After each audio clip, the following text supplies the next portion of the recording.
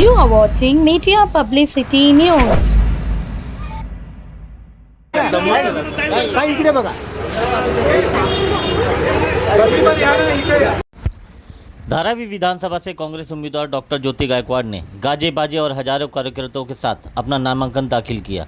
विभिन्न महापुरुषों की प्रतिमाओं के माल्यार्पण के साथ शुरू की गई उनकी नामांकन यात्रा धारावी के 90 फीट रोड से काफ़ी धुआंधार तरीके से गुजरी। जगह जगह स्वागत और सत्कार के साथ निकली इस यात्रा में कांग्रेस के हजारों कार्यकर्ताओं ने अपनी उपस्थिति दर्ज कराई।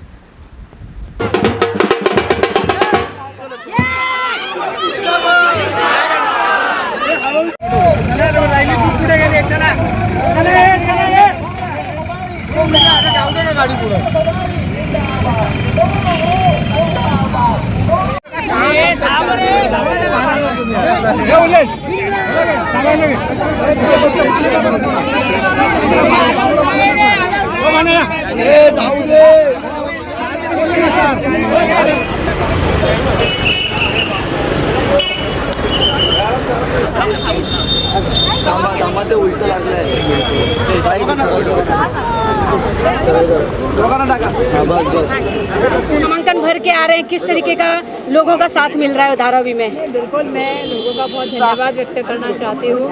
आज जिस तरह से एक परिवार की सदस्य करके वो ज्योति के साथ खड़े हैं और आज हमने फॉर्म का भी जस्ट हम लोग नॉमिनेशन फॉर्म भर के यहाँ से निकले हैं और मैं अपेक्षा करती हूँ कि भारी वोटों से उसको आशीर्वाद देंगे और आने वाले वक्त में महाविकास आघाड़ी की सरकार बनाने में धारावी एक महत्वपूर्ण भूमिका निभाएगी। ताई, जिस तरीके से ज्योति ताई का जब से नामांकन का नाम हुआ है तब से हर पार्टी पीछे हट रही है ऐसा लग रहा है, क्योंकि सारा जोर दिख रहा है इस कांग्रेस की तरफ। देखिए, ऐसे कि महाविकास आघाड़ी करके चाहे कांग्रेस पार्टी के नेता रहे, उद्धव बाला साहब ठाकरे पार्टी के नेता रहे, हमारे शरद पवार साहब की पार्टी के नेता रहे, आम आदमी पार्टी ने हमें सपोर्ट किया है, समाज हर कोई जो है वो सपोर्ट कर रहा है और जनता भी जानती है कि जिस तरह से एक तरह से जो जनता की भावना से खेला गया है, चाहे वो कल की बांद्रा की घटना हो या जिस तरह से हमको अपेक्षा थी, हमारे जितने उद्योग बाहर चले गए गुजरात की तरफ, सरकार और महाराष्ट्र की राजनीति में जो है एक अलग दिशा में लेके जाने का काम किया है।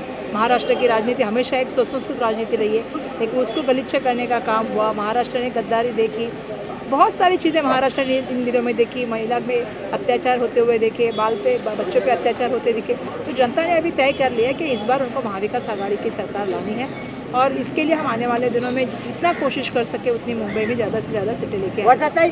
बीजेपी बोल रही है कि कांग्रेस के पास ना नियत है, ना नेतृत्व है और ना नियम है, उसके बारे में क्या कहेंगे आप? उनको लग रहा है। देखिए, मैं बीजेपी के बारे में क्या कहूँ, किसकी नियत की बात कर रहे हैं, उनकी क्या नियत है?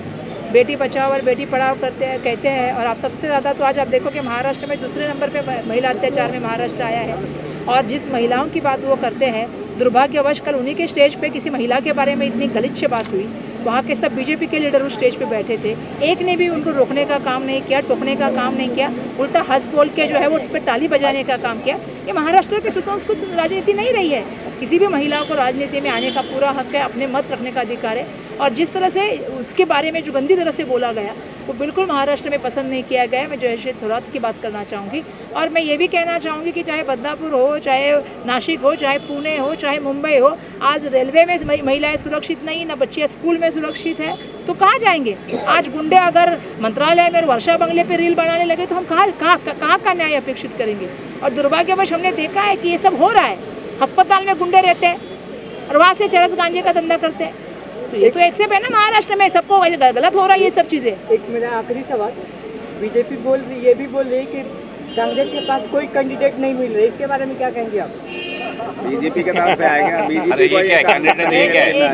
कौन से कैंडिडेट की बात करें भाई साहब? ताई, मुंबई में नंबर 1 पर ज्योति ताई ट्रेंडिंग पर है, हर जगह उनकी चर्चा हो रही है। ऐसे में अब ज्योति ताई ने पर्चा भर दिया है, आगे क्या लड़ाई जोरदार होने वाली है क्या? ट्रेंडिंग चल रहा है, ट्विटर में 1 नंबर ट्रेंडिंग चल रहा है ऑल इंडिया। नहीं, मैं बहुत धन्यवाद दूंगी जिन्होंने हमें सपोर्ट किया है, फैमिली को सपोर्ट किया है, उसके लिए मैं बहुत धन्यवाद दूंगी।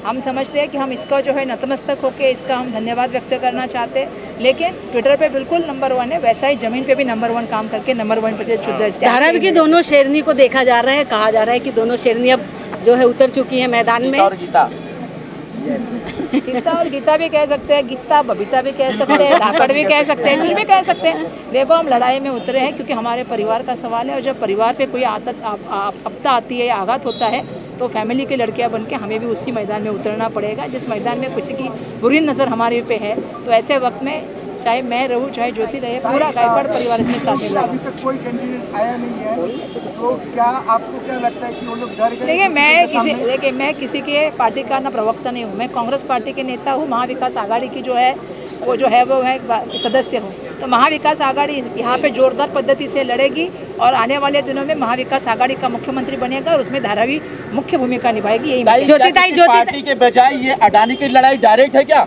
100% ये अडानी से लड़ाई है कि आपको भी पता है किसकी छुपी है, लेकिन हमारी लड़ाई सबसे बड़ा हर किसी के लिए है, तो हमारे धारावी के लोगों के लिए धारावी में धारावीकर को घर मिलना चाहिए। इस बात से तो इस लड़ाई में सच्चाई है, इस लड़ाई में ईमानदारी है, और जहाँ सत्य और ईमानदारी होती है विजय वही होता है। ज्योतिताई क्या कहेंगे, नामांकन भर के आ चुके, कितनी जिम्मेदारी बढ़ गई है? अब जिम्मेदारी बहुत बढ़ गई है। धारावी मेरा जो परिवार है उसके लिए मेरी जिम्मेदारी है ही, और मैं यही कहना चाहूँगी कि मेरा धारावी परिवार मुझे बहुत प्यार दे रहा है, बड़े बुजुर्गों का आशीर्वाद मिल रहा है, मेरे उम्र के मुझे साथ दे रहे हैं और छोटे बच्चे प्यार दे रहे हैं, और वो हमेशा ऐसा ही बना रहेगा। उनका विश्वासघात मैं कभी नहीं करूँगी, उनके साथ मैं हमेशा रहूँगी।